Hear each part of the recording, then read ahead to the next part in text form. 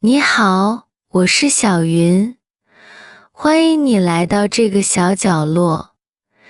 今天是我们一起读中文的第13天。今天的短文叫《我的旅行》，我们一起慢慢来。去年夏天，我和朋友一起去旅行了。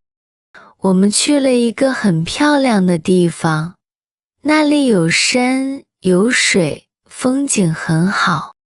我们坐火车去的，火车上人很多，但是我们很开心。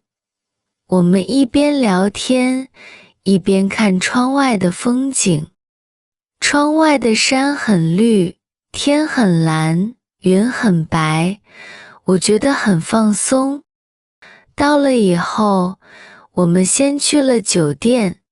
酒店的房间不大，但是很干净。放下行李以后，我们就出去玩了。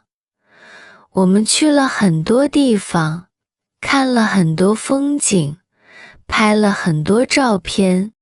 晚上的时候，我们去了一家小饭馆吃饭，那里的菜很好吃，我们点了很多菜。